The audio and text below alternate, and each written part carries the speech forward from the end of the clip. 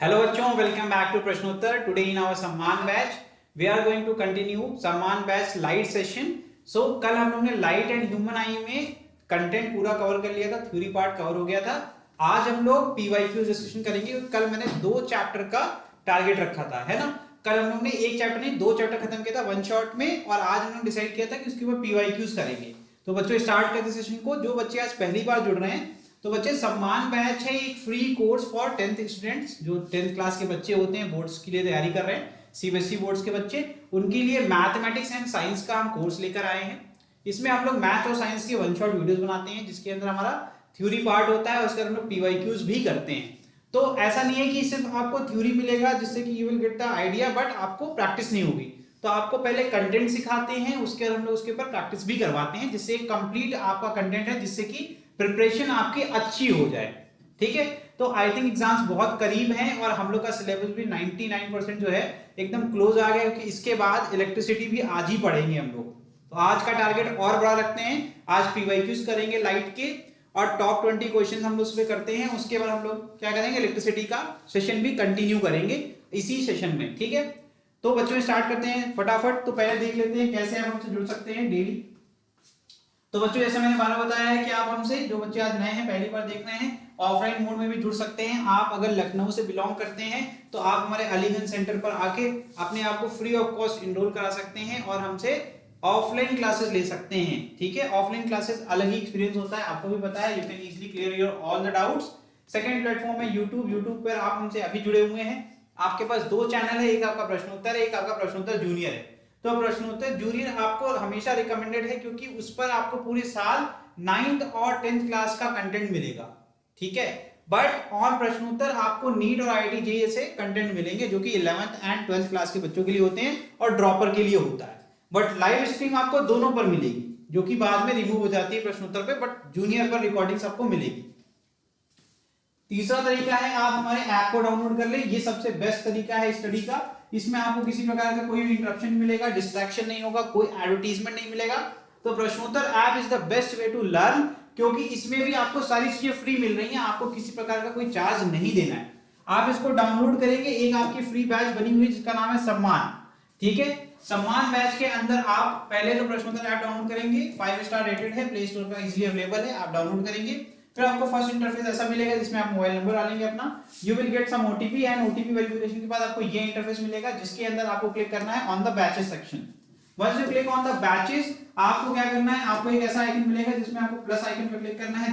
Then you will get this flash message, enter batch code, वहां type करोगे सम्मान, और आपका काम खत्म। और उसके बाद हमारी टीम आपको ऑटोमेटिकली क्या करेगी, ऐड कर लेगी बैच के अंदर। एंड सबसे मोस्ट इंपॉर्टेंट पार्ट कि आप मुझसे डायरेक्टली कनेक्ट हो जाएंगे, इवन अगर आप बैच में भी नहीं जुड़ते हैं। जैसे ही ऐप डाउनलोड करेंगे, आपका नंबर वेरीफाई होगा, तुरंत आपको मेरा एक ऑटोमेटेड मैसेज आ जाएगा, जिसपे आप रिप्लाई करोगे तो डायरेक्टली मैसेज मुझे मिलेगा और मुझसे आप डायरेक्टली बात कर सकते हो। ठीक है बच्चे, ओके चलिए स्टार्ट करते हैं सेशन को। तो हम लोग को आज करना है पीवाईक्यूज। हम लोग डिस्कस करेंगे पीवाईक्यूज। हम लोग ने लाइट एंड ह्यूमन आई को पूरी तरीके से कवर कर लिया था, हम लोग पीवाईक्यूज करेंगे।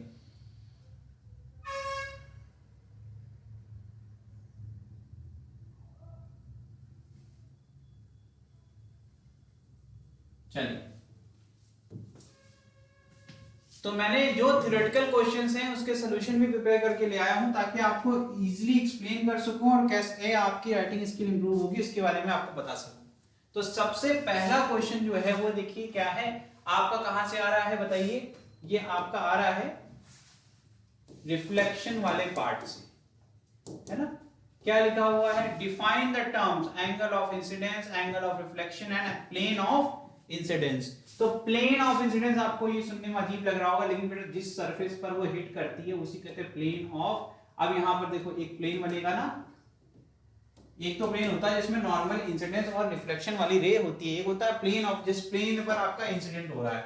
ठीक है, the angle between incident ray and normal at the point of incidence is called angle of incidence। तो सबसे पहले क्या करोगे, आप एक नॉर्मल बनाओगे, है ना, एक इंसिडेंट रे बनाओगे, और फिर जो उनके बीच का एंगल है, ये फिगर अगर एग्जाम में बनाएंगे तो और अच्छे नंबर आपको मिलेंगे, ध्यान रखिएगा इस बात का।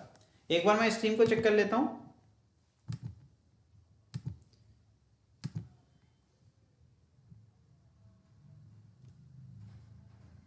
ठीक है, I think everything is working fine.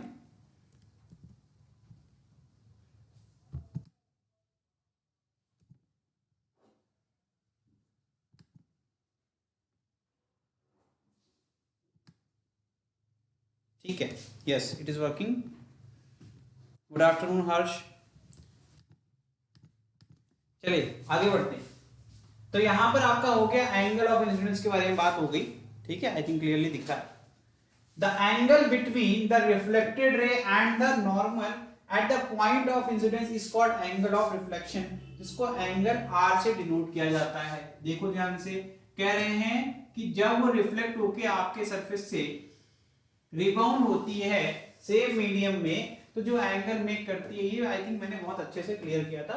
ये हो गया तुम्हारा, देखो इस तरीके से आपको डिफाइन करना। नेक्स्ट एंड लास्ट दिया है प्लेन ऑफ, देखिए a plane containing incident ray, normal and reflected ray is known as plane of incidence. समझ में आया? जो मैंने यहां पर बनाया था, देखिए ये बनाया ना मैंने डॉटेड वाला, ये क्या बनाया, जिस जो आपका प्लेन है जिसके अंदर आपका इंसिडेंट रे, रिफ्लेक्टेड रे और नॉर्मल एग्जिस्ट करता है, वही होता है प्लेन ऑफ इंसिडेंस।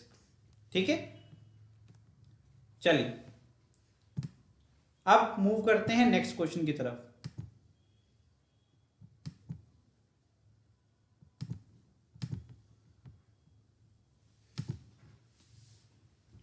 चलिए नेक्स्ट क्वेश्चन देखिए।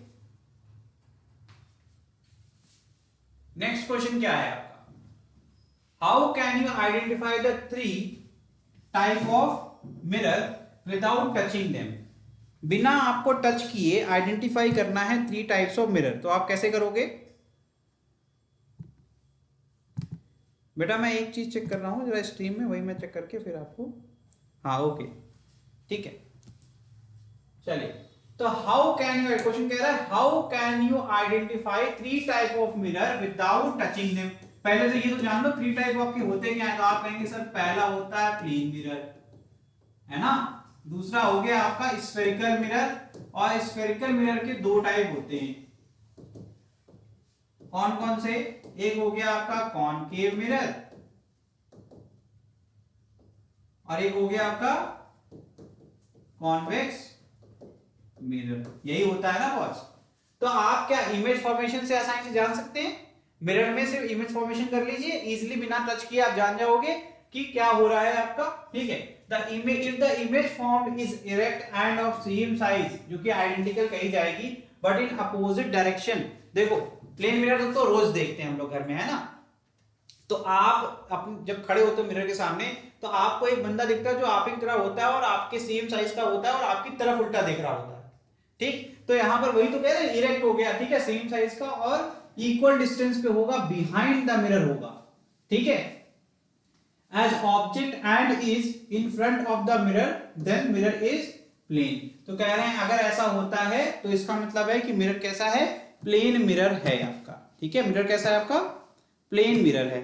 ठीक है, चलिए आगे देखिए, if the image is of larger size and erect and changes to invert and smaller size by changing the position of the mirror from the object is, it is a concave mirror। क्योंकि इसमें 6 cases होते हैं, याद है आपको, अलग अलग position पे आपको रियल और वर्चुअल मिलेगी। ध्यान देना, वर्चुअल का सिर्फ एक केस होता है, फोकस एंड पोल के बीच में ऑब्जेक्ट को रख दिया, क्यों सक्षम, ठीक है, फोकस एंड पोल के बीच में अगर ऑब्जेक्ट को रख दिया तो इसका मतलब क्या होगा, इनलार्ज और वर्चुअल इमेज मिलती थी हम लोग को।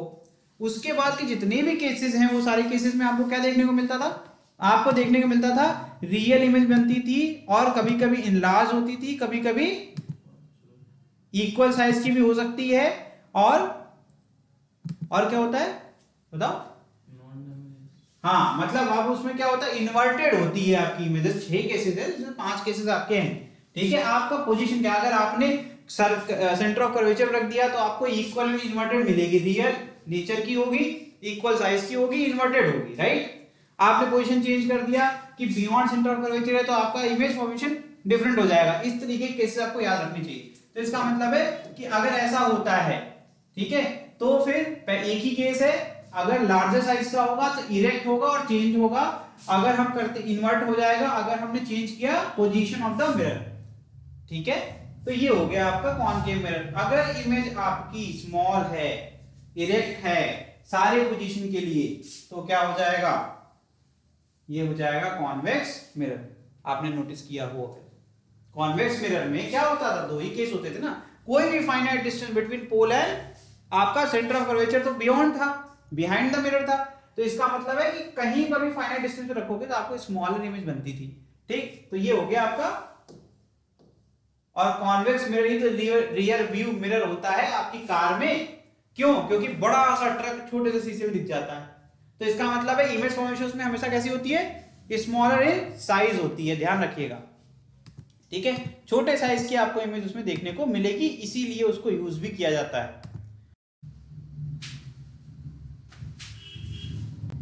इंटरप्शन आ गया था, अभी हम लोग कंटिन्यू करते हैं। क्वेश्चन नंबर 2 पढ़ रहे थे, वो वीडियो और बाद में हम लोग क्या करेंगे, मर्ज करके इस पूरे वीडियो को कन्वर्ट कर देंगे। ठीक है, एक वन शॉट वीडियो आपको मिलेगा, परेशान मत होइएगा।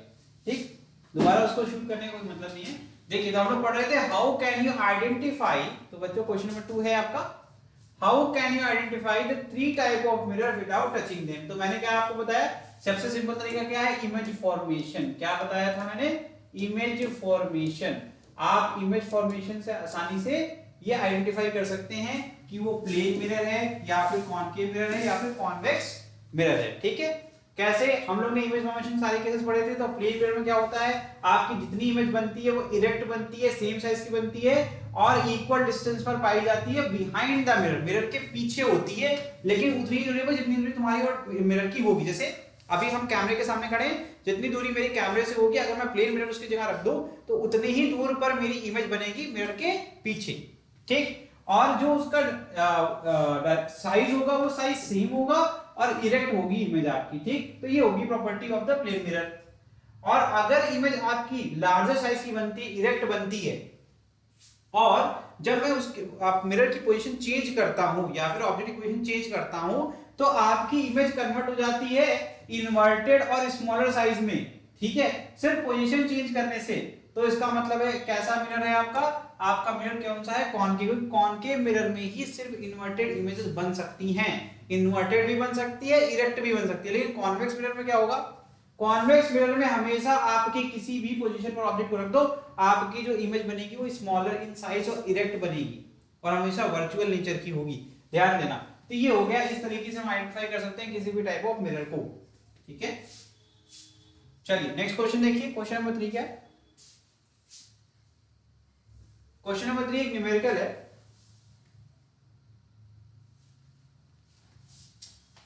देखो ध्यान से, An object is placed at the following distances from a concave mirror। तो ये concave mirror से, concave mirror बना ले फटाफट।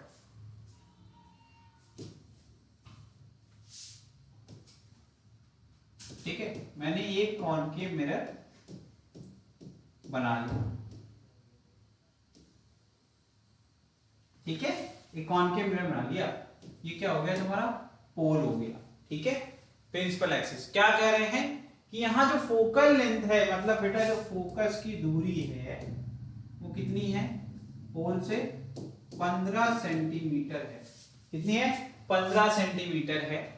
ठीक, इसमें 4 केसेस हैं। पहला केस है आपका 10 सेंटीमीटर, तो ऑब्जेक्ट की डिस्टेंस कितनी है, 10 centimetre. Case number A, what is this, this is your you. क्या है ये आपका यू दिया हुआ है 10 सेंटीमीटर। तो इसका मतलब है पोजीशन क्या है, बिटवीन फोकस एंड पोल। ठीक, तो कह रहे which position of the object will produce virtual image. इसका क्या होगा आंसर, आई थिंक आपको हमने तुरंत आंसर ही बता दिया, पहला ही स्टेप मेरा आंसर ही था आपके लिए। अगर आप ध्यान से देख रहे होगे तो तुरंत आपको समझ में आ जाएगा कि सर ने कहीं ना कहीं हमें पहले वाले में ही आंसर बता दिया। ठीक है, तो इसका आंसर क्या होना चाहिए, जल्दी से बताइए, कमेंट करिए। अगर आप हमसे जुड़े हुए हैं तो कमेंट करिए। तो यहां पर ध्यान देना कि जब भी केस क्या होता है, व्हेन केस नंबर 6, मैं केस नंबर बता दूं, case number 6 of image formation जो मैंने आपको सिखाया है, when object is placed between pole and focus, the image formed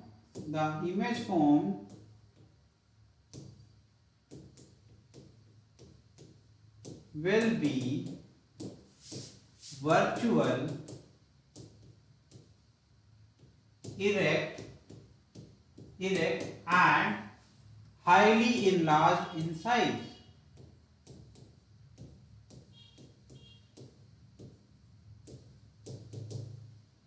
या फिर हाईली की जगह आप इनलार्ज लिख लो, क्योंकि इनलार्ज बेटर वर्ड होगा, यहां पर बहुत इंफिनिटिव नहीं रखा हुआ है। ठीक है, तो which option is correct? A option के लिए ऐसा होगा। ठीक है, अब बात कर लेते हैं सेकंड केस की। बी वाला क्या कह रहा है? क्योंकि देखो सेकंड क्वेश्चन क्या कह रहा है आपका, तो इसका आंसर क्या हो जाएगा? 10 सेंटीमीटर। ठीक है, ये मैंने इस तरीके से इसका ही आंसर लिखा। ठीक, कह रहे हैं अ डिमिनिश्ड रियल इमेज, तो कह रहे हैं बी सी डी में से कौन सा वाला पोजीशन ऑब्जेक्ट का होगा जिससे कि जो हमें इमेज मिले वो डिमिनिश्ड मिले और रियल इमेज बने। ठीक है, तो यहां पर अगर कभी भी ऑब्जेक्ट 2f मतलब सेंटर ऑफ कर्वेचर और सेंटर ऑफ कर्वेचर के बियॉन्ड और इंफिनिटी के बीच में कोई भी ऑब्जेक्ट रहता है, उस केस में आपको क्या मिलता है बेटा? उस केस में जो आपका इमेज बनता है वो डिमिनिश्ड बनता है। ध्यान देना, तो इस केस में कौन सा वाला पॉसिबिलिटी है? 2f मतलब f कितना था आपका? f आपका दिया है 15 centimetre, twice of focal length मतलब कितना हो गया? रेडियस ऑफ कर्वेचर के बराबर। इसका मतलब है 30 centimetre is the radius of curvature, मतलब c की पोल से दूरी कितनी होगी? वो आपकी 2 इंटू फोकल लेंथ के बराबर होगी। आपको मैंने फॉर्मूला लिखवाया था लास्ट में, जब मैं ह्यूमन आई पढ़ा था उसमें लिखवाया था, याद रखना, क्योंकि पहले मैं मिस कर गया था। ह्यूमन आई मुझे याद है, मैंने तुरंत लिखवा दिया था। इसकी वैल्यू कितनी है? 30 सेंटीमीटर। तो ये क्या है? ये फॉर्मूला है रेडियस ऑफ कर्वेचर का। ठीक है बॉस, इसका मतलब है सर अगर मैं बी और सी को देखता हूं तो 20 सेंटीमीटर, 30 सेंटीमीटर और उसके बाद 40 सेंटीमीटर है। इसका मतलब है 40 सेंटीमीटर वाले केस में ऐसा हो सकता है जब हमारी इमेज क्या हो? डिमिनिश्ड हो और रियल इमेज बने। तो इसके लिए मैं आंसर अलग वाली स्लाइड से बना के लिखता हूं। ठीक है, इसका आंसर मैं लिख रहा हूं, देखो।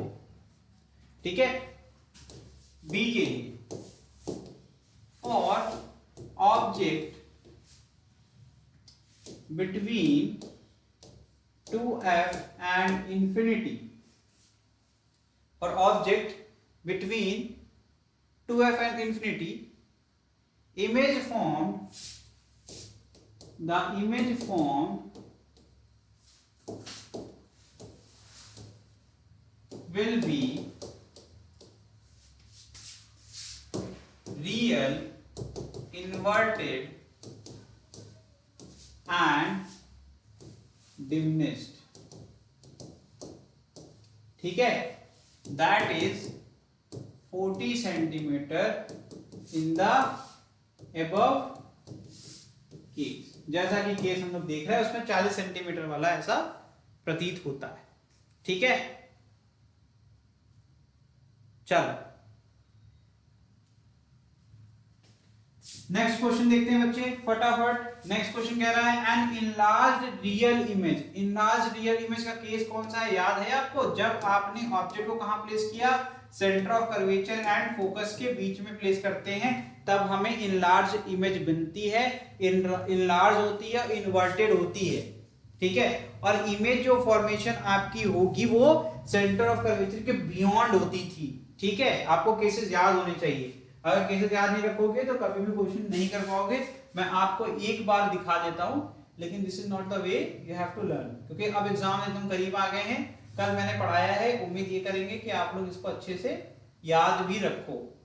सारे क्वेश्चन आपके लग जाएंगे मेरे इस कंटेंट से, फॉर श्योर। ऐसा कोई क्वेश्चन नहीं होगा। और ये जो मैं क्वेश्चन इवन करवा भी रहा हूं, ये आपके सारे के सारे PYQs हैं। क्या है ये? PYQs है भाई साहब। तो आपका तो बिल्कुल ही अच्छा हो जाएगा। ठीक है, देखो eight centre of curvature, centre and focus के बीच में, देखिए case number D. Case number D देखिए मेरा, जब ऑब्जेक्ट को प्लेस किया सेंटर और फोकस के बीच में, यही एक केस है जिसमें आपका इमेज इनलार्ज है, रियल है और इन्वर्टेड है। तो हमारे केस में क्या होगा? यही वाला होगा, और कोई भी यहां पर सेटिस्फाई नहीं करेगा कंडीशन को। ठीक है, चलो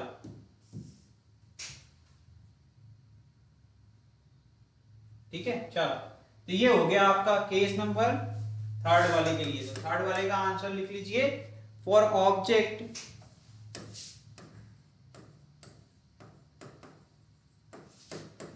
in between focus and center of curvature, the image formed will be enlarged, real and inverted, and beyond centre of curvature, beyond C या फिर ब्रैकेट में 2f लिख लो। 2 कैपिटल F लिखा जाता है।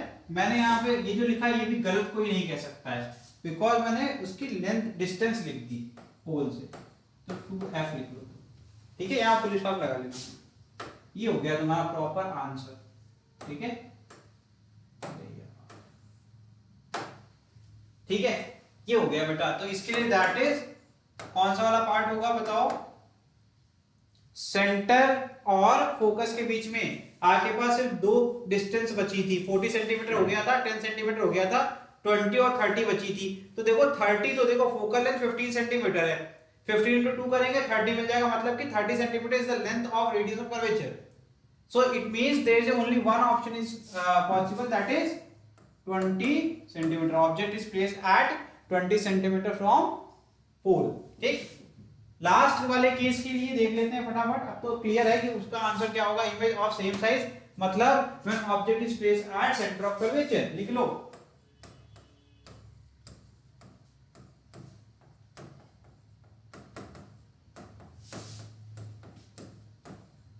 On centre of curvature the image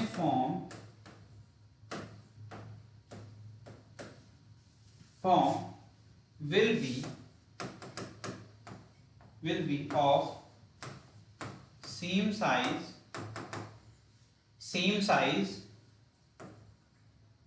at C, comma करके at C, and नीचे क्या होगा, रियल एंड फुल स्टॉप करके दैट इज 30। ठीक है, ये हो गया आपका। ठीक है बच्चा, इस तरीके से आप क्वेश्चन को सॉल्व करते हैं। आई थिंक आपको ये चीजें बहुत क्लियर हो रही है। मैं साइड हट जाता हूं ताकि आप लिख सकें इसमें। ठीक है, अब आगे बढ़ते हैं नेक्स्ट क्वेश्चन की तरफ। नेक्स्ट क्वेश्चन आपका दिया हुआ है, ये रिफ्रैक्शन से है आपका क्वेश्चन। ठीक है, ये क्वेश्चन आपका बिलोंग करता है रिफ्रैक्शन वाले पार्ट में। ठीक है, चेक करते हैं जरा इस क्वेश्चन को।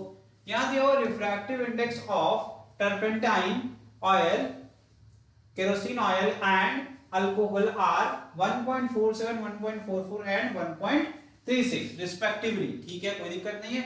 On the basis of this information complete the following ray diagram to show path of ray of light through each medium, give reason for your answer. Simple सी बात है, जिसका रिफ्रैक्टिव इंडेक्स ज्यादा होगा बेटा, ठीक है, तो मैं इसको लिखता हूं N1, इसको लिखता हूं N2 और इसको लिखता हूं N3।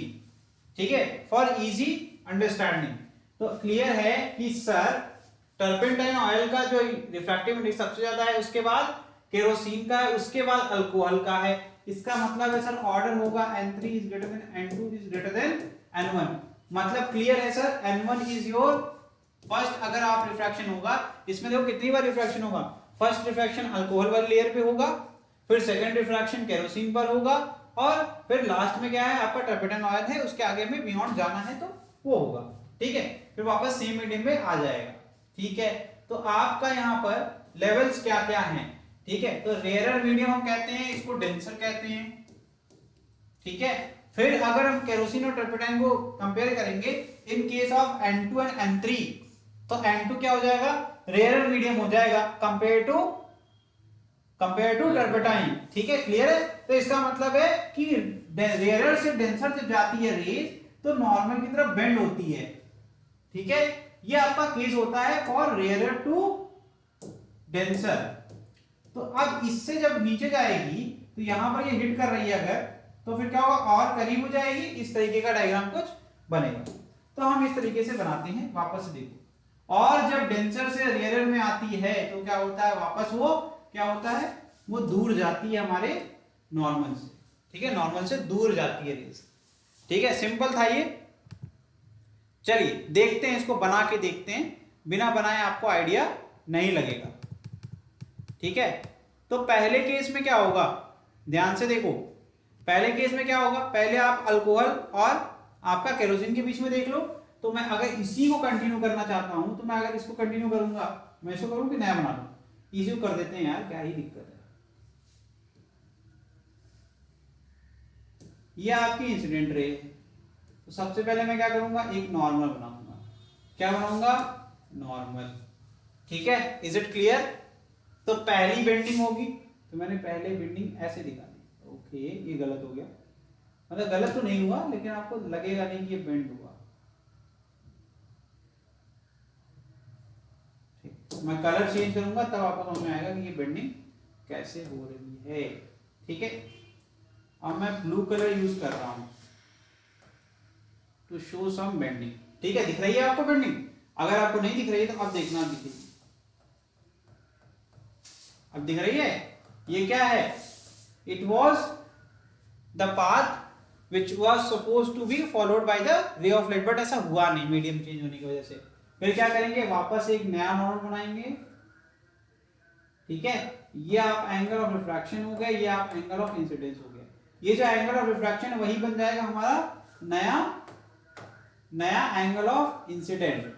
ये तेरा हो गया ये M2, ये तेरा हो गया N1। ठीक है, इस N2 को लंबा कर, मैं कलर इसको ग्रीन कर देता हूं ताकि ये अलग लगे।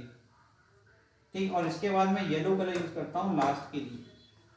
ठीक है, अब टर्पेटाइन ऑयल का जो रिफ्रैक्टिव इंडेक्स है वो ज्यादा है, देखो यहां लिखूंगा मैं, N3 is greater than N2, so this is denser then this is rarer। तो क्या होगा, वापस से the ray which was supposed to follow this path।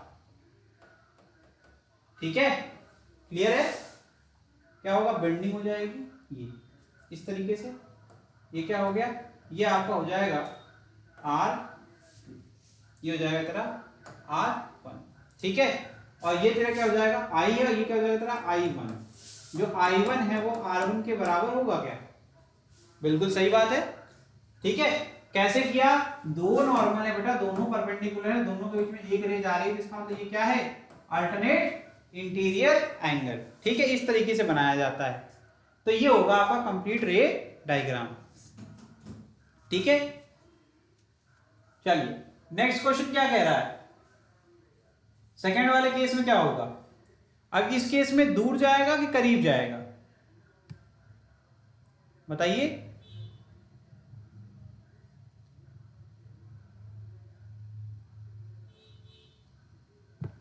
इस केस में दूर जाएगा करीब जाएगा, आपका जो टर्पेटाइन ऑयल है उसका रिफ्रैक्टिव इंडेक्स सबसे ज्यादा है, उसके बाद केरोसिन है, केरोसिन का रिफ्रैक्टिव इंडेक्स कम है, तो ये अवे होगा कि क्लोज होगा, हाँ अवे होगा। ठीक है, चलिए तो इस केस में क्या होगा, ये तुम्हारा क्या बनाया मैंने, ये बनाया मैंने तुम्हारा नॉर्मल। तो ये अगर इधर की तरफ है तो इससे दूर जाएगा। ठीक है, ठीक है, एंड उसके बाद क्या होगा, अल्कोहल में ये और बाहर की तरफ बेंड होगा। ये अगर इसको आगे कर दें इस तरीके से। ठीक है, तो अब देखो यहां से आपका एंगल ऑफ डेविएशन मिल जाएगा, ये हो गया तुम्हारा एंगल ऑफ डेविएशन।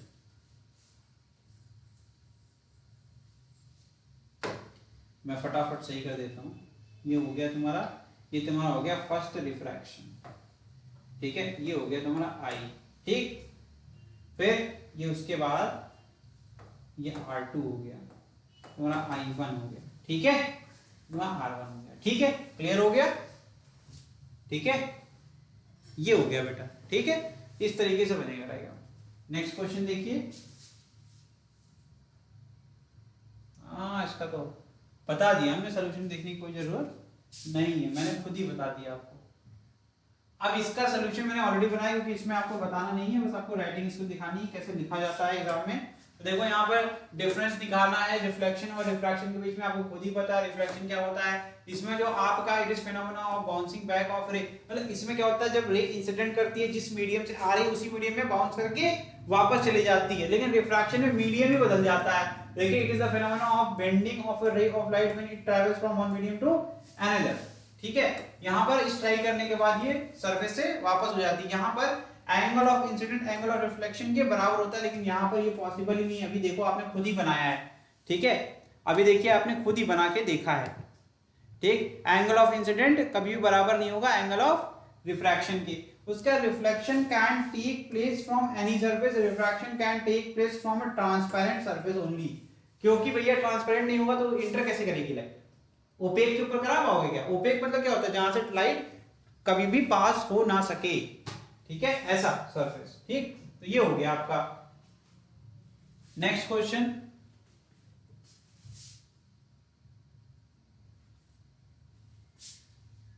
चलो नेक्स्ट क्वेश्चन देखो फटाफट। नेक्स्ट क्वेश्चन क्या कह रहा है, state the law of refraction of light, explain the term absolute refractive index of a medium and write an expression to relate it with speed of light in vacuum. ये मैंने already करवाया हुआ है, ठीक है, वो जो nm वाला फॉर्मूला लिखवाया था nm, तो उसमें speed of light in air upon speed of light in medium आपने लिखा है, मेरी ही नोट्स में आप देखिएगा, ठीक है, वही है ये C/V। तो देखिए लॉ ऑफ रिफ्रैक्शन क्या होता है, ये भी बताया था मैंने, the incident ray, refracted ray, normal the point of incident all lie in same plane, पहला लॉ मैंने लिखवाया है। आगे देखिए, the ratio of sine of incident of angle and sine of angle of refraction for a given pair of medium is always constant. इसको refractive index कहते हैं, ये मैंने रिफ्रैक्टिव इंडेक्स पढ़ाया है आपको, ठीक है, यही है आपका रिफ्रैक्टिव इंडेक्स, यही दो लॉ होते हैं। एब्सोल्यूट रिफ्रैक्टिव इंडेक्स क्या है, of a medium is the ratio of speed of light in air or vacuum to the speed of light in the medium, already देखो बगल में लिखा हुआ है। तो एब्सोल्यूट रिफ्रैक्टिव इंडेक्स क्या हो जाएगा, nm मैंने लिखवाया है, ठीक है, यही लिखवाया है सेम चीज, तो ये क्या हो जाएगा C/V के बराबर, यही चीज मैंने आपकी नोट्स में लिखवाई है। तो इस तरीके से देखो नोट्स पढ़ोगे, क्वेश्चन ऑटोमेटिक हो जाएंगे। नेक्स्ट क्वेश्चन,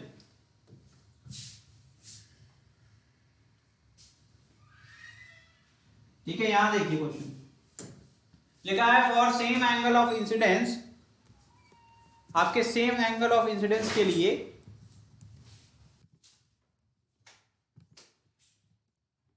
एक मिनट जी, चलिए देखिए, for the same angle of incidence 45 degree, the angle of refraction in two transparent media 1 and 2 is 20 degree and 30 degree respectively. Out of 1 and 2, which medium is optically denser and why? जिसमें angle सबसे कम, मतलब वो normal के उतने करीब, उतना ज्यादा bending of light, उतना ज्यादा वो डेंसर। तो क्लियर हो गया कि medium 1 is denser because the bending is maximum in medium 1। दूसरा क्या है, light enters from air to diamond which has refractive index of 2.42. Calculate the speed of light in diamond if speed of light in air is 10 to the power 8 meter per second. तो क्या दिया हुआ तुम्हें, nm दिया हुआ है, that is 2.42 बेटा, देखना ध्यान से। तो nm का फॉर्मूला क्या होता था, C/V, C पता ही है, तो V is equal to क्या हो जाएगा, C/nm, that is 3 into 10 to the power 8 upon 2.4। इसको सॉल्व कर लीजिए, आंसर आ जाएगा, which will be equal to 1.24 into 10 to the power 8 meter per second। ये इसका आंसर है सेकंड वाले का। न्यूमेरिकल मैंने सॉल्व कर दिया, ऊपर वाला तो आपको कुछ करना ही नहीं है, ठीक है। तो इसमें सीधे सीधे लिख दो कि जो आपका रिफ्रैक्टेड रे है मीडियम 1 में, वो आपका डेविएशन उसका कम हो रहा है, ठीक है, विद रिस्पेक्ट टू नॉर्मल, ठीक है, यहाँ लिख सकते हैं। शॉर्ट में अगर मैं लिखना चाहूँ तो मैं लिख के लिख दूंगा इन मीडियम वन। पहले मैं रे डायग्राम बनाऊंगा, जो कि आप बनाना जानते हैं। क्या करना है आपको, ऐसे बनाना है। यहाँ पर एक नॉर्मल बनाना है, ये this is your normal, this is your 45 degree, this is your angle of incidence, और यहाँ दिखा दो 20 डिग्री। फिर एक बगल बना दो, यहाँ पर लिखो मीडियम वन। ठीक, ये हो गया तुम्हारा। ये अगेन 45, ये हो गया तुम्हारा नॉर्मल, और इस बार जो एंगल दिखा दो वो बोल दो 30 है। 30 है ना। ठीक, in medium one the refracted light रे bends more compared to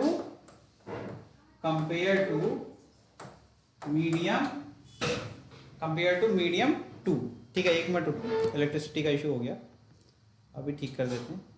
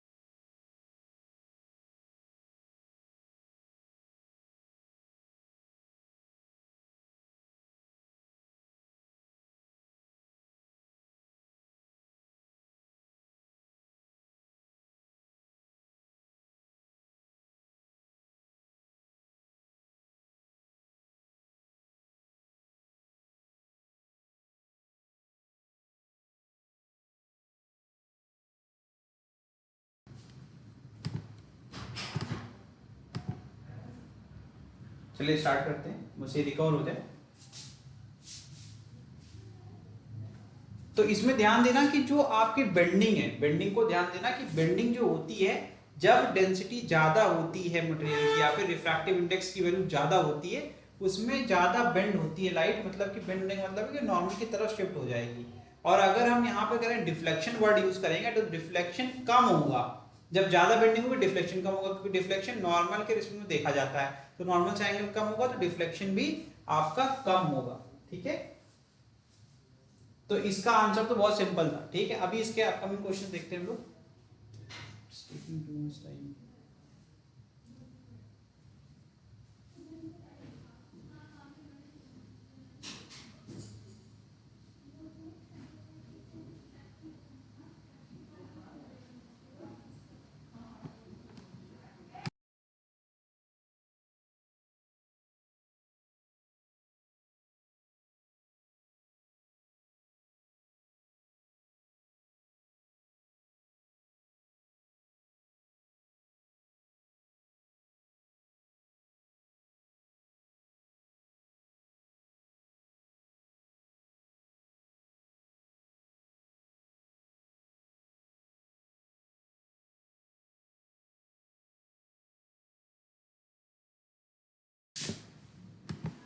चलिए देखिए आगे बढ़ते हैं।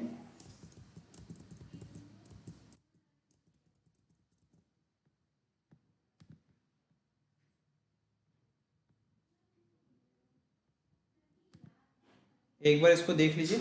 चलिए ये क्वेश्चन हम लोग कर रहे थे, इसी को कंटिन्यू करते हैं। चलिए देखिए, यहाँ पर आपको ये समझा रहा था मैं कि यहाँ पर कैसे रिफ्रैक्टिव इंडेक्स मैटर करता है। तो यहाँ पर फिगर देखिए, तो मीडियम वन वन जो है आपका, उस केस में जो रे इंसिडेंट हो रही है 45 डिग्री पर हो रही है, और बेंडिंग देखो उसकी बेंडिंग ज्यादा हो रही है, तभी आपका एंगल कम बन रहा है। रिफ्रैक्शन का जो एंगल है वो कम बन रहा है। मीडियम 2 में देखो 45 है और यहाँ पर देखो एंगल 30, तो बेंडिंग इसकी कम हुई। तो यहां पर लिख सकते हैं as light ray bends more in medium 1, so diffractive index of 1 is,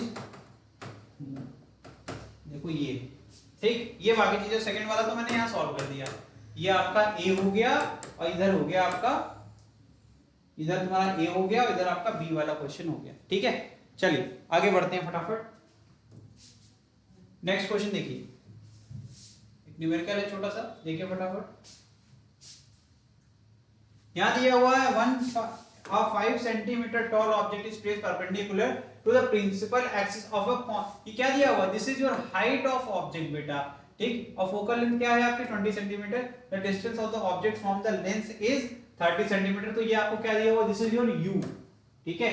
और लेंस कौन सा है आपका, कॉन्वेक्स लेंस है, ठीक है।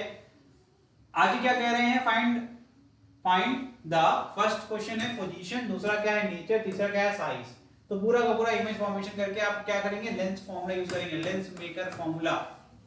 तो लेंस फॉर्मूला यूज कर सकते हैं, ठीक है। फॉर्मूला क्या होता है, 1/f = 1/v - 1/u। अगर आपको फॉर्मूला याद नहीं है उसके लिए मैंने यहां पर लिख दिया, ठीक है।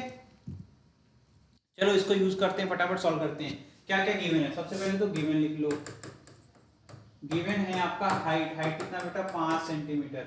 यू कितना दिया हुआ है बताओ, -30 सेंटीमीटर। अब मैंने यहाँ माइनस क्यों लगा दिया, क्योंकि मुझे पता है कि वो क्या है, देखिए लेंस के सामने है, तो लेंस पहले बना लो भैया अगर आपको याद नहीं है। ये ऑप्टिकल सेंटर से पास हो रहा है और ऑब्जेक्ट ऐसे रखा हुआ है, ये 5 सेंटीमीटर का है बेटा, ठीक है। तो देखो इसके ऊपर जाओगे तो पॉजिटिव, इधर जाओगे तो निगेटिव। ये डिस्टेंस कितनी हो गई, ये दिया है 30 सेंटीमीटर, तो ये निगेटिव हो जाएगी, ठीक है। इस तरीके से किया जाता है। यू निगेटिव है, फोकल लेंथ क्या होगी, कॉन्वेक्स लेंस की फोकल लेंथ पॉजिटिव होगी। देखो पहले सरफेस का जो फोकस होगा वो पीछे की तरफ होगा, तो इस तरफ जाओगे तो पॉजिटिव वैल्यू होगी ना, तो फोकल लेंथ क्या होगी, फोकल लेंथ आपकी पॉजिटिव होगी।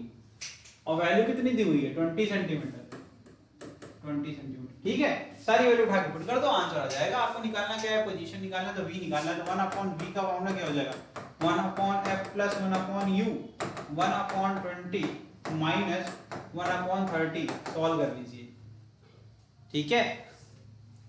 कितना आ जाएगा, एलसीएम तो निकाल ही सकते हो, एलसीएम 60 आ गया, ठीक है। तो 30 - 20 दैट इज इक्वल टू, ये आ गया तुम्हारा। तो 1/v = 1/6, तो v कितना आ गया, 6 सेंटीमीटर। कितना आ गया, +6 सेंटीमीटर, ठीक है। 6 नहीं होगा, 60 होगा बदे, ये 60 होगा। यहाँ पर 20 30 कैसे कर दिया, 32 जा होगा ना, तो 23 जा होगा ना, ये हो जाएगा 1।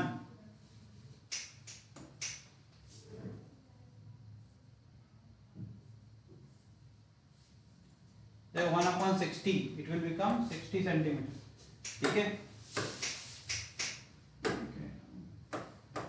60 सेंटीमीटर, ठीक है बेटा। तो यहां से जो आपका इमेज बनेगा वो 60 सेंटीमीटर दूर बनेगा ऑप्टिकल सेंटर से। चलो ये तो मिल गया। अब कह रहे हैं कि नेचर निकालो, तो नेचर कैसे निकालोगे आप, मैग्निफिकेशन से निकाल ले। मैग्निफिकेशन क्या होता है भाई, height of image upon height of object, ठीक है। और यहां पर हमारे पास हाइट ऑफ इमेज नहीं है, हाइट ऑफ ऑब्जेक्ट तो है, लेकिन एक और फॉर्मूला होता है v/u, ये होता है ना, ये फॉर्मूला होता है प्लस v/u। तो अब क्या करोगे, इसी फॉर्मूले का यूज कर लेते हैं, वो कलर चेंज करते हैं ताकि आपको क्लियरली दिखे मैं क्या लिख रहा हूं। तो मतलब मैं इस पर m को हटा के ये सॉल्व कर सकता हूं। तो हाइट ऑफ इमेज निकाल लें, height of image will be equal to v into height of object upon u। I think सारी वैल्यूज हमारे पास हैं। v की वैल्यू 60 है, h o कितना है, h o कितना दिया हुआ है 5 सेंटीमीटर, और u है आपका -30, तो h2 कितना आ जाएगा, प्लस ही कर लेते हैं यार। तो आपका हाइट ऑफ इमेज आ गया 60 इंटू 5 अपॉन -30, कितना आ गया -10। इससे क्या मिल गया तुम्हें, नेचर मिल गया। इमेज कैसी बन रही है सर, रियल बन रही है। और कैसी बन रही है, इन्वर्टेड बन रही है। क्यों, क्योंकि प्रिंसिपल एक्सिस के नीचे जाओगे तो निगेटिव आपको मिलेगा साइन कन्वेंशन, यही कहता है। देखो इधर की तरफ जाओगे तो इसका मतलब इमेज ऐसी कुछ बन रही होगी, ठीक है। इसीलिए आपका जो आ रहा है वो निगेटिव आ रहा है, -10 आ रहा है आपका हाइट, ठीक है। तो ये हो गया, इस तरीके से क्वेश्चन किया जाता है, ठीक है। और साइज बड़ी होगी कि नहीं होगी, बिल्कुल बड़ी होगी, मैग्नीफाइड होगी, क्योंकि उसकी डिस्टेंस देखो ज्यादा है, 60 सेंटीमीटर है ना, जितना पीछे जाएगा उतना ज्यादा बड़ा साइज का बनेगा, ठीक है। चलो इस तरीके से क्वेश्चन किया जाता है। देखो 30 सेंटीमीटर है, वो 60 सेंटीमीटर है, तो जूम हो गई आपकी, बड़ी हो गई। चलो ये हो गया तरीका। क्वेश्चन नंबर 8 हम लोग ने लेंस फॉर्मूला भी सीख लिया, ठीक है। अब लेंस के बारे में बेसिक देखो, सारे टर्म, सारे क्वेश्चन, सारे टॉपिक कवर हुए हैं, ये आप नोटिस करो। मैं जितनी चीजें पढ़ाई हैं सारी चीजें इस्तेमाल हो रही हैं। इसी तरीके के क्वेश्चंस आपके लिए लेके आया हूं, ताकि कुछ भी छूटना नहीं चाहिए। डिफाइन करना है optical centre of a spherical lens. उसका कह रहा है, you are given a convex lens of focal length 30 centimetre, where would you place an object to get a real inverted highly enlarge image of the object, draw right. मतलब ये क्या पूछ दिया तुमसे, तुम्हें मैंने इमेज फॉर्मेशन पढ़ाया है, पूरा इमेज फॉर्मेशन कॉपी पेस्ट पूछ दिया। अगर आपको टेबल याद है मेरा, तो इस टेबल से फटाफट बना लेंगे, ठीक है। ये हो गया। A concave lens has a focal length of 20 centimeter. At what distance an object should be placed so that it forms image at 15 centimeter away from the lens? तो ये तुम्हें क्या दिया हुआ है, ये तुम्हें V दिया है, ये तुम्हें क्या दिया है, ये F दिया हुआ है। तो तुमसे पूछ क्या रहा है, U पूछ रहा है। कितना आसान क्वेश्चन है। सेकंड थर्ड वाला पार्ट तो सबसे आसान है, उसमें सिर्फ मिरर आपका लेंस फॉर्मूला लगना है। क्या लगना है इसमें, तो सिर्फ लेंस फॉर्मूला लग जाएगा, लेंस फॉर्मूला, बस इतना ही करना है, ठीक है। तो पहला वाला क्वेश्चन का आंसर आप दे लेंगे, ठीक। क्या लिखेंगे शॉर्ट में, अगर लिखना हो तो इसमें लिखोगे, पहले वाले का आंसर लिख लो, mid point of lens through which ray of light passes undeviated। ये स्पेशल प्रॉपर्टी होती है undeviated, ठीक है। सेकेंड केस, अब कह रहे हैं कि कहां पर हम प्लेस करें कि जो हमें इमेज मिले वो रियल मिले, इन्वर्टेड मिले, हाईली इनलार्ज मिले। कोई बात नहीं, आपको पता होना चाहिए कौन सा केस है ये, ठीक है। ये हो गया तुम्हारा ऑप्टिकल सेंटर, ये हो गया तुम्हारा फोकस 1, ये हो गया 2f1, ये क्या हो गया तुम्हारा f2, ये क्या हो गया तुम्हारा 2f2। कुछ सोचो क्या होगा, फोकस पर जब प्लेस करते हैं बेटा, ध्यान से देखना, तो क्या होगा, ये हो गया पहला। दूसरी रे क्या होगी, ये कहां पर मिलते हैं, ये इंफिनिटी पे मिलते हैं। जो इमेज बनती है वो कैसी बनती है, रियल बनती है, इन्वर्टेड बनती है। ये जो टर्म है ना हाईली इनलार्ज, ये सिर्फ इस्तेमाल होता है इंफिनिटी वाले केस में, याद रखना, ठीक है। और फोकल लेंथ कितनी दी हुई है, फोकल लेंथ आपको 30 सेंटीमीटर दी हुई है, ठीक है।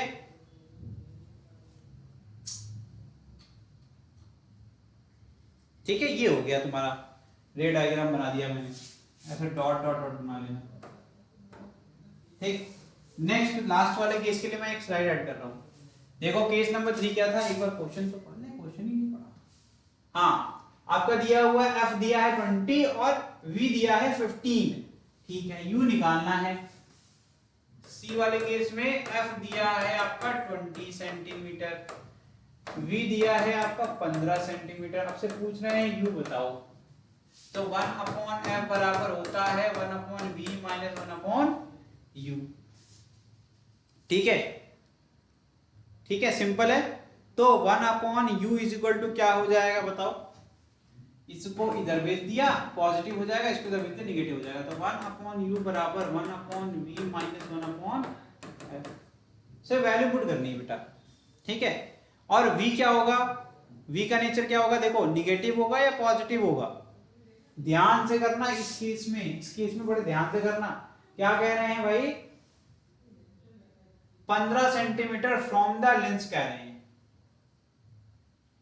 और लेंस कैसा है, कॉनकेव है, कॉनकेव में तो भी निगेटिव होता है, क्योंकि आपकी जो इमेज बनती है वो कैसे बनती है, वर्चुअल बनती है। याद रखना, इस केस को याद नहीं रखोगे तो कभी भी नहीं कर पाओगे। ये आपका निगेटिव होगा फॉर कॉनकेव लेंस, क्योंकि आपकी इमेज कैसी बनती है, इमेज ऑलवेज वर्चुअल, ठीक है, वर्चुअल होती है। तो हो गया क्वेश्चन सॉल्व, हो जाएगा 1/-v minus 1/-f। Focal length हो कॉनकेव के लिए क्या होती है, ये भी निगेटिव होती है, ठीक है बेटा। क्या हो जाएगा 1/f minus 1/v that is equal to, अब वैल्यू पुट कर लो, आपसे वैल्यू पुट करनी। देखो एक चीज याद रखना बच्चे, अब तुम इसको -15 और -20 मत पुट कर देना है तो पूरा गड़बड़ हो जाएगा। मैंने पहले साइन कन्वेंशन अप्लाई किया, अब तुम इसको -15 और -20 मत पुट कर। हेलो बच्चों, देखो यहाँ पर आज थोड़ा सा दिन अजीब सा है, तीसरी बार लाइव गए और उस बार माइक आपका डिसेबल हो गया, ठीक है, और आपको मैं ये सारे कंटेंट को पढ़ा गया 34 मिनट्स तक। उसके बाद मुझे पता चलता है, एक बच्चे ने मुझे कमेंट किया था, मैंने ही नहीं देखा, इट्स माय फॉल्ट। तो आपका अभी क्योंकि बोर्ड्स है, I can not skip this video, तो मैं दोबारा से पूरे क्वेश्चंस करवा रहा हूँ, जितने में आपके ऑडियो जो नहीं था वो पार्ट करा रहा हूँ, और उस पार्ट को डिलीट करके ये पार्ट ऐड कर देंगे, ठीक है। तो आज शाम तक थोड़ा सा टाइम लगेगा, क्योंकि प्रोसेसिंग में टाइम लगता है यूट्यूब पर, तो सारे वीडियोस डाउनलोड करके उसको वन शॉट बना के आपको अपलोड करेंगे। तो चलिए टाइम वेस्ट नहीं करते हैं, क्वेश्चन नंबर 10 से हमें पढ़ना है। ये आपका कैलकुलेशन होता, पार्ट 2 जो आया था उसका जो सेकंड लाइव था उसमें आपको मैंने ये बताया था, उसमें u की वैल्यू -60 आई थी, ठीक है। और अब हम जा रहे हैं क्वेश्चन नंबर 10 पर। ये पूरा सोल्यूशन मैंने कर दिया है, तो मुझे बस रीड करना है, तो so it will not take so much time. तो क्वेश्चन है, under what condition a concave mirror produces a virtual and magnified image. तो कौन सा ऐसा केस है जिसमें कॉनकेव मिरर जो है आपका वर्चुअल इमेज बनाता है, और मैग्नीफाइड तो आपको पता है कि फोकस और पोल के बीच में। तो इसका पूरा एक डिस्क्रिप्टिव आंसर मैंने यहाँ पर लिखा है। क्या लिखा है, when object is placed between pole and focus the image formed by the concave mirror will be enlarged erect virtual in nature. उसके बाद कह रहा है कि ड्रॉ करिए लेवल डायग्राम, जो कि मैंने आपके लिए बना दिया, ठीक, देखिए यहाँ पर बना हुआ है आपको इसके बीच में। अब यहाँ पर सबसे पहले इंसिडेंट कराई रही मैंने parallel to the principal axis, फिर वो रिफ्लेक्ट होके कहां जाएगी, फ्रॉम फोकस पास होगी। उसके बाद हमने एक पोल से इंसिडेंट कराई जो कि रिफ्लेक्ट होके कहां चली जाएगी आपके, ठीक है, आपके पोल से होके निकल जाएगी सेम एंगल पर इंफिनिटी पे। फिर इसको पीछे की तरफ एक्सटेंड करेंगे, it will meet at a dash, वहीं पर आपका इमेज फॉर्म हो जाएगा। फिर आपका लास्ट सेक्शन है, also state the position of object to produce magnified and real image. तो यहाँ पर हमने क्या किया, केस कौन सा होता है, जब ऑब्जेक्ट फोकस और 2f मतलब सेंटर ऑफ कर्वेचर के बीच में होता है, तब ऐसा होता है कि आपको रियल इन्वर्टेड इनलार्ज इमेज मिलती है। तो मैंने वो लिखा, when object is placed between focus and 2f that is bracket में centre of curvature, then the image form will be enlarge and real and inverted. ये हो गया क्वेश्चन नंबर 10 का ए पार्ट। सेकंड पार्ट है, a ray of light moving along principal axis is falling on a concave mirror, draw path of reflected ray and state value of angle of incident and angle of reflection in this case। तो क्या होगा, अगर incident हो रहा है principal axis पर, देखो ये इंसिडेंट रे टकरा के वापस से रिबाउंड कर जाएगी, तो उसके बाद क्या होगा, एंगल I इक्वल टू 0, ठीक। मैंने यहाँ पर डिस्क्रिप्टिव आंसर भी लिखा है, when ray of light incident along principal axis then it retraces the incident path, then लिखा है ये, then it retraces the incident part. ये हो गया question number 10। Next question, how can change of size of eyeball be one of the reason for myopic and hypermetropic, compare the size of eyeball with that of a normal eye in each case, how does this change of size affect the position of image in each case. तो कह रहे हैं जब size change होता है eyeball का, उससे आपका ये डिफेक्ट जो है मायोपिया और हाइपरमेट्रोपिया कैसे होता है वो कंपेयर करना है दोनों को। तो जब साइज आपका बड़ा हो जाता है आईबॉल का, तो देखो जब बड़ा हो जाता है तो आपकी जो इमेज है वो रेटिना के पहले बनने लगती है। ठीक है, रेटिना के पहले बन रही है तो आपका जो विजन है वो क्लियर नहीं होगा, तो आप दूर की चीजों को नहीं देख पाएंगे। इसको करेक्ट करने के लिए हम लोगों ने कॉनकेव लेंस लगाया, जिससे कि आपकी जो इंसिडेंट रे है वो थोड़ी सी क्या हो गई, डाइवर्ट हो गई, और फिर उसके बाद जब आपके आंखों पे इंसिडेंट करेगी तो कॉन्वेक्स लेंस क्या करेगा, उसको कन्वर्ज करेगा, तो आपका रेटिना जो लॉन्ग आपके आईबॉल हो गई है उस पे जाके इमेज बनने लगेगी। सेम चीज यहाँ पर लिखा हुआ है। आगे देखिए, कह रहे हैं कि यही सेम चीज आपका हाइपरमेट्रोपिया के लिए, तो हाइपरमेट्रोपिया क्या होता है, उसमें आपकी आईबॉल की साइज छोटी हो जाती है, तो आपकी जो इमेज बनती है वो बिहाइंड द रेटिना बनती है। उसको करेक्ट करने के लिए कॉन्वेक्स लेंस लेते हैं, तो क्या होता है, प्रिंसिपल एक्सिस इंसिडेंट करती है लेंस पे, फिर कन्वर्ज हो जाती है, फिर अंदर एक और हमारी जो आंखें होती हैं वो भी कॉन्वेक्स लेंस होती है, तो फिर से कन्वर्ज होगी, 2 बार कन्वर्ज होगी, जिससे कि आपकी आईबॉल जो छोटी हो गई है आपका वहीं पर जाके वो मीट करेगा रेटिना पर और आपका इमेज फॉर्मेशन हो जाएगा। ये चीज यहाँ पर लिखी हुई है। ठीक, ये हो गया। नेक्स्ट क्वेश्चन देखते हैं। नेक्स्ट क्वेश्चन क्या है, why do star twinkle and planet do not. तो मैंने ये बहुत अच्छे से एक्सप्लेन किया था कि जब लाइट आपके स्टार से आती है, ठीक, हमारे एटमॉस्फेयर पे हिट करती है, तो मैंने यहाँ पे एक लाइन बना दी है। ठीक, सबसे पहले क्या होगा, क्योंकि अलग अलग लेयर जो होती है एटमॉस्फेयर की, अलग अलग रिफ्रैक्टिव इंडेक्स होता है, तो अब डेंसिटी अलग अलग होगी तो रिफ्रैक्शन भी अलग अलग होगा। तो पहला रिफ्रैक्शन हुआ, फिर नीचे आई, फिर से एक बार रिफ्रैक्शन हुआ, फिर आपकी आंखों के पहले जो मीडियम है लोअर मोस्ट में वहां फिर से रिफ्रैक्शन हुआ, जिससे कि आपको जो लाइट से आ रही थी वो कितनी, वो अपने पाथ से चेंज हो चुकी है। तो ओरिजिनल पाथ क्या था, ओरिजिनल पाथ तो ये था, करंट पाथ ये है, देखो कितना डेविएट हो गई, ये आपका डेविएशन का एंगल है। ठीक, अब हमारा जो माइंड होता है वो कैसे वर्क करता है, इमेज फॉर्मेशन कैसे करता है, जो लास्ट रे आपकी आंखों पे इंसिडेंट होगी उसी को आप पीछे ट्रेस करेंगे और फिर उसके बाद आप वहीं पर इमेज बनाएंगे, तो आपको स्टार कहां दिखेगा, ये ओरिजिनल पोजीशन, और ये क्या है, एपरेंट, ये क्या है, एपरेंट पोजीशन। ठीक है भाई साहब, ठीक, क्लियर है। अब ध्यान से देखना, ये तो बात हो गई कि स्टार की जो पोजीशन रीलोकेट हो रही है। अब बात कर लेते हैं ट्विंकलिंग जो होती है। तो जब आपका कंटिन्यूअस सोर्स ऑफ लाइट आता रहता है तो आपको ऑब्जेक्ट दिखता है, अभी इसके बीच में क्या आ जाए, क्लाउड आ जाए, तो आपकी रे ब्लॉक हो जाएगी, तो आप तक रे नहीं पहुंचेगी, ये सारी रेज बंद हो जाएंगी आना, और आपको ये स्टार दिखेगा नहीं दिखेगा। फिर जब ये क्लाउड हट जाएगा तो फिर से आपको इसी तरह ट्विंकलिंग ऑफ स्टार। और प्लैनेट क्यों नहीं ऐसा होता है, प्लैनेट का साइज बेटा देखो बहुत क्लोज, पहली बात तो स्टार बहुत दूर होता है, ठीक, प्लैनेट करीब होता है, तो प्लैनेट का साइज बड़ा होता है, तो उससे ढेर सारी लाइट इमिट हो रही होती है, तो कोई भी क्लाउड या इस तरह की कोई चीजें आती हैं, ऑब्स्टेकल आता है, तो उससे सारी रेज ऑफ लाइट आपकी ब्लॉक नहीं होती है, तो आपको कुछ ना कुछ हिस्सा आपको दिखता रहता है प्लैनेट का, जो कि स्टार के केस में पॉसिबल नहीं है क्योंकि बहुत दूर है, और उसका साइज भी क्या होता है आपका, आपको दूर से कैसे दिखता है, पॉइंट साइज। एक बार वापस से स्ट्रीम चेक कर लूं, नहीं इस बार मैं 4th टाइम लाइव जा रहा हूं, मैं 5th टाइम नहीं जाना चाहता, इसलिए चेक कर लेते हैं।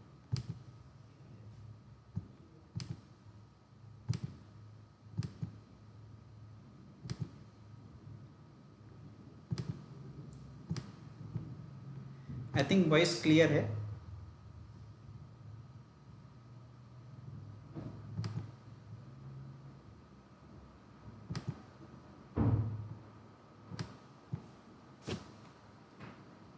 Let me check it once.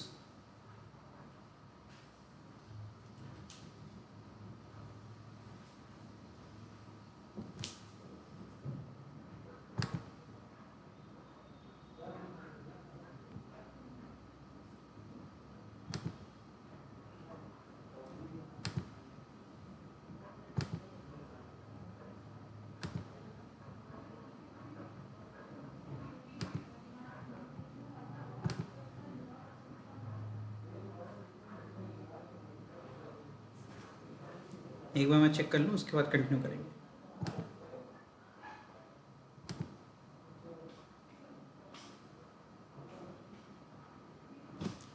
ठीक है, I think it is working fine.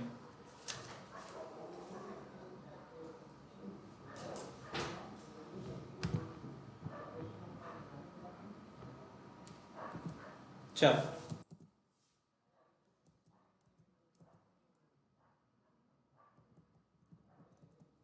चलिए देखिए भाई आगे, तो ये चीज आपको यहाँ लिखी हुई, light coming from star get refracted through the atmospheric layer, due to this the star appears slightly higher than its actual position since the density of atmospheric layer changes frequently and hence position of the star appear changes continuously. Star are very distant point size as the path of ray of light coming from star is continuously changes, so sometime light enters into our eye and sometime it fades. This is twinkling of star. Since planets are closer to us, their size is also big. Our eyes receive light from different point of the planet, hence planet do not twinkle. इसलिए planet आपको twinkling करते नहीं दिखते. Simple. अब मैंने यहाँ पर आपको बता दिया था कि मायोपिया क्या होता है, उसका करेक्शन क्या होता है. दोबारा सेम क्वेश्चन आ गया. इसका कॉज देख लो, एक्सेसिव कर्वेचर और इलॉन्गेशन ऑफ आई बॉल, ये दोनों कारण होते हैं मायोपिया के. ये आपका नॉर्मल नापना, ये आपका मायोपिक आई है. देखो इमेज रेटिना के पहले बन रहा है इसलिए धुंधला दिखता है. फिर यहाँ पर क्या किया, एक हमने कॉनकेव लेंस लगा दिया तो इससे क्या होगा, रे डाइवर्ट हो गई और फिर वापस जब कन्वर्ज हुई तो आपकी सेम रेटिना के पॉइंट पर बन गई और हमें दिखने लगा क्लियरली. यहां देखिए, right the function of each of the following part of human आई. मैंने पढ़ाया है, सेम चीज आ गई है, थ्योरी आपकी पूरी की पूरी. सेकंड क्वेश्चन नहीं करना है क्योंकि इस साल सिलेबस से एक्सक्लूड कर दिया गया है. ठीक है, तो यहाँ पर कॉर्निया क्या होता है, ये फोकस करता है लाइट रे को to enter the eye. Iris क्या करता है, कंट्रोल करता है, रेगुलेट करता है कितनी लाइट रे आपकी आंखों में आएगी, और साइज ऑफ प्यूपिल को भी कंट्रोल करता है. क्रिस्टलाइन लेंस क्या होता है, ये कॉन्वेक्स लेंस होता है जो कि कन्वर्ज करता है लाइट रे को किसके ऊपर, रेटिना के ऊपर. सेलेरी मशीन क्या मसल क्या होती है, ये एडजस्ट करता है फोकल लेंथ को ताकि आपका कॉन्ट्रैक्शन रिलैक्सेशन अकॉर्डिंग टू होगा जैसा कि आपका ऑब्जेक्ट की पोजीशन होगी और जिससे कि इमेज जो है क्रिस्टल क्लियर बनेगी हमारे रेटिना के ऊपर. Next question, what is dispersion of light, what is the cause of dispersion, draw a diagram to show the dispersion of white light by a glass prism. उसका second question कह रहा है, a glass prism is able to produce a spectrum when white light passes through it, but a glass slab does not produce any spectrum. explain why it is so. इसका एक clear यहाँ पर explanation दिया हुआ है, फिर भी बता देते हैं. डिस्पर्शन क्या होता है, जो splitting of white light into its 7 constituent colours का जो स्प्लिटिंग होता है, इसी प्रोसेस को डिस्पर्शन कहते हैं. ये यहाँ पर लिखा हुआ है. ठीक, light of all wavelength in vacuum travel with same speed. जब वैक्यूम और एयर की बात करते हैं तो लाइट सेम स्पीड से ट्रैवल करती है, लेकिन जैसी मीडियम के अंदर जाती है तो उसका रिफ्रैक्टिव इंडेक्स अलग अलग हो जाता है हर एक अलग अलग कलर ऑफ लाइट के लिए, जिससे कि वेवलेंथ भी अलग अलग होती है. रेड कलर सबसे कम डेविएट होता है, इसकी सबसे कम आपकी वेवलेंथ होती है, और वायलेट कलर की सबसे ज्यादा डेविएट होता है, सबसे कम वेवलेंथ होती है. यहां पर देखिए, यहां पर मैंने प्रिज्म का फिगर बनाया है, ये आपको डिस्पर्शन में आगे मिलेगा. ग्लास प्रिज्म क्या होता है, जो सरफेस है आपका, ध्यान से देखो, ये मैंने बनाया है. ठीक, दो आपके क्या कर दिया हमने, ग्लास प्रिज्म को बीच से डायगोनली कट कर दिया, ग्लास को कट किया तो आपको दो प्रिज्म मिल जाएगा इस तरीके से. दोनों को हमने इन्वर्टेड फॉर्म में रख दिया, दोनों आइडेंटिकल है. तो व्हाइट लाइट इसमें इंटर करती है, स्प्लिट हो जाती है 7 कलर में. यहाँ पर रेड और व्हाइट बनाया मैंने, और वापस से जब फिर से रिफ्रैक्शन होता है, देखो वापस से प्रिज्म जा रहा है, तो वापस से डेविएट होकर ये कहां जा रही है, आपकी जो लास्ट सरफेस है, देखिए surface 1, surface 2, surface 3.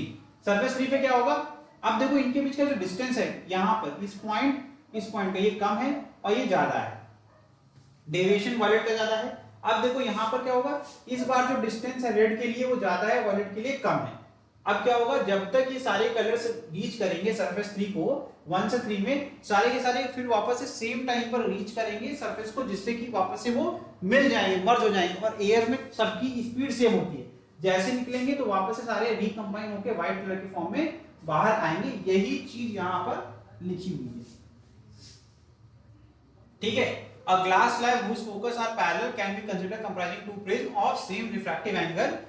The second identical prism can be considered in an inverted position with respect to first prism. When beam of white light passes from one prism, it gets dispersed, but on passing through the second inverted prism, the spectrum recombine to form a white light. यही चीज मैंने यहाँ पर देखो बनाई. ठीक है, इस तरीके से. वीडियो को पॉज करके नोट्स अच्छे से बनाइएगा. अगर आपको ये चाहिए नोट्स तो आपको क्या करना है, आपको प्रश्नोत्तर ऐप डाउनलोड करना है, उसके अंदर स्टडी मटेरियल आपको सारा मिल जाएगा, सेम नोट्स. यहाँ पर देखो, अब मायोपिया क्या होता है, एस्टिग्माटिज्म क्या होता है, बाइफोकल लेंस क्या होता है, फार साइटनेस क्या होता है, ये सब मैंने ऑलरेडी समझा दिया है. मायोपिया आपको 3-4 बार पढ़ लिया, आपको पता है. एस्टिग्माटिज्म क्या होता है, इसमें क्या होता है जो आपकी वर्टिकल लाइट रे होती है और हॉरिजॉन्टल जो होती है, ये दोनों साथ में आपके आंखों में आप प्रोसेस नहीं कर पाते हैं, या फिर इस डिफेक्ट में आप आइडेंटिफाई नहीं कर पाते, डिफरेंशिएट नहीं कर पाते, तो आपको एस्टिग्मेटिज्म होता है। इसको ठीक करने के लिए आप सिलेंड्रिकल लेंस यूज करते हैं। बाइफोकल लेंस क्या होता है, इसमें आपका हाफ क्या होता है, कॉनकेव होता है, हाफ आपका कॉन्वेक्स होता है। ये हो गया। देखो अब तुम कहोगे सर इसमें कॉनकेव कहां है, ये देखो ऑप्टिकल सेंटर है, ये पहला पोर्शन जो है देखो कॉनकेव का है, दूसरा पोर्शन कॉन्वेक्स का है, बाइफोकल लेंस। ठीक, अब फार साइडनेस क्या होता है, इसको हाइपरमेट्रोपिया भी कहते हैं, ये भी मैं आपको 3-4 बता चुका हूं, तो ये मैं आपको नहीं बताऊंगा। डिस्क्राइब विद रे डायग्राम, ये भी आपको 2-3 बार क्वेश्चन में दिख गया है कि मायोपिया को कैसे करेक्ट करते हैं, तो यहां पर हम लोग कॉनकेव लेंस यूज करते हैं। ये ऑलरेडी आपको पता है। ये न्यूमेरिकल है, एक पर्सन इसकी डिफेक्टिव आई विजन है और वो नहीं देख पाता है कोई भी ऑब्जेक्ट 1.5 मीटर पे या उससे कम में, उसको रीड करना है किताब को 30 सेंटीमीटर पर दूरी पर है उससे। ठीक, find the nature of focal length and power of lens he needs in his spectacle. तो V भी आपका नेगेटिव होगा, पहले दिया हुआ है, इमेज देखो 1.5 मीटर पर। U भी आपका नेगेटिव होगा क्योंकि वो भी आपकी इन फ्रंट है -30 सेंटीमीटर। फोकल लेंथ निकालनी है, लेंस कौन यूज कर लिया, वैल्यू पुट कर दो, सारी वैल्यू पुट करोगे यू विल गेट 37.5 सेंटीमीटर। ठीक है, अब डायोप्टर आपका होता है पावर की यूनिट, और यहाँ पर अगर आपका मीटर में फोकल लेंथ है तब, लेकिन यहाँ सेंटीमीटर में निकाला आपने फोकल लेंथ, तो क्या हो जाएगा 100/37.5। अब ये मीटर में हो गया, तो इसको सॉल्व करोगे you will gate 2.67 dioptre is the answer, power of lens. ठीक है, ये न्यूमेरिकल मैंने सॉल्व किया था, उसमें आवाज नहीं आ रही होगी उस वीडियो में, लेकिन बात तो वही है।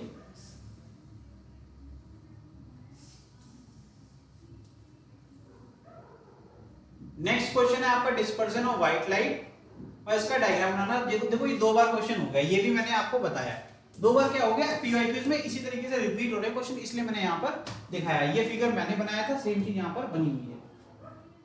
क्वेश्चन नंबर 2 इंपॉर्टेंट है, कह रहे हैं light of two colour A and B pass through a prism, A deviates more than B from its path of incidence, which color has a higher speed in the prism।